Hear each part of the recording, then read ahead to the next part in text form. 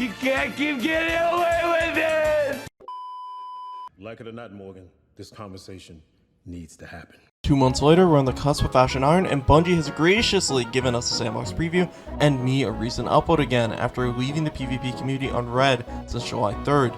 Now, in most cases, a balance patch every month or two isn't the end of the world. Problem is that Edge of Fate didn't launch with any direct PvP sandbox changes, meaning the last direct changes date all the way back to May with Riot the 9. And while we were told that Bungie's finger was on the trigger, a lot of player frustration and negative sentiment stems from the lack of communication up until this point. This isn't ignoring any positive changes they've made towards things like comp, the messenger, or the weapon stat, but more so the fact that Bungie was radio silent until August 28th, with DMG having to specify that hopefully we'll have some comps the following week. Some shameless self-promo, but I end up going into a lot more detail about why this sandbox update in particular was painful to read on my Twitch channel, where sometimes you get a glimpse of the player I used to be. I'm watching you, motherfucker. I'll give them the benefit of the doubt and assume that because it's a preview, they'll give us more on launch day. But if not, this feels like a repeat of rhetorics. I didn't think they would address everything. At the very least, some of the heavy hitters saw changes in some capacity, but a vast majority of things got glossed over. Things like hands-on, ammo finders, the special economy as a whole, ability uptime, and potency all remain the same, on top of things like autumn Karas and other issues that have been plaguing the sandbox since Heresy. All while pretending like the promised 60-40 split, checkmate, and the map pack never existed. The problem is that there's no real sense of direction. We'll add reward tracks every vendor 1 year, remove them the next, and instead of leaving Legacy focusing the same, we shut them off to Xur just so they can never see the light of day again. I can acknowledge that not all of the nerfs and changes presented miss the mark, and while they are appreciated, things like the spreadshot handcan nerf fail to acknowledge why they're so prevalent in the first place.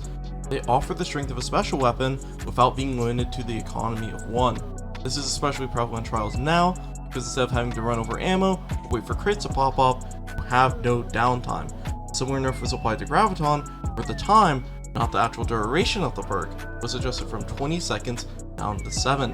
It's appreciated, once again, fails to acknowledge that Graviton Spike, a hand cannon, which is a term I'll be using loosely, that will perk up, has near 50 to 60 meters of range. The stasis mode in particular can slow and push you out of cover, meaning juggle peeking a wall isn't a real option, all while being able to 2-tap you. Oh, and just to make things a bit more fair, it also has 16 zoom to make doing this far easier than what it ever should. It's great we're nerfing perk frequency, but in a vast majority of gunfights, this does nothing. And the real issues with the gun, naming the zoom and the perk itself, remain unaddressed. And this is all while we spend time adding things in like this, which can be cool, but at least the players feeling like Bungie is out of touch or don't play their own game because we aren't addressing real issues like ability uptime or tuning to help prevent people from getting one shot of a glaive in Banner of War. It's annoying because while things like Gambler's Dodge get quote-unquote nerfed, we're left with a monkey's paw because instead of removing the ability and changing the functionality for PvP alone, we decide to move the numbers a little to make it quote-unquote harder to achieve.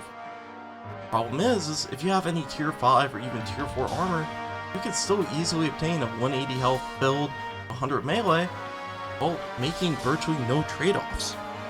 Sidestep a vast majority of sandbox issues, and once again, if it's a preview and all of this gets addressed in an actual update, great!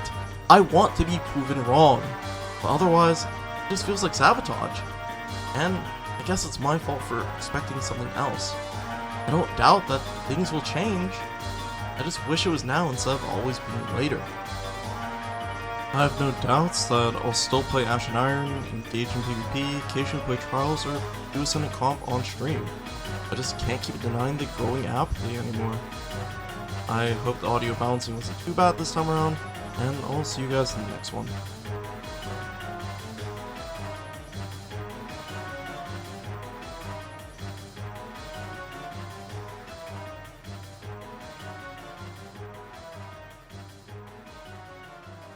You better find a way, you better find a way.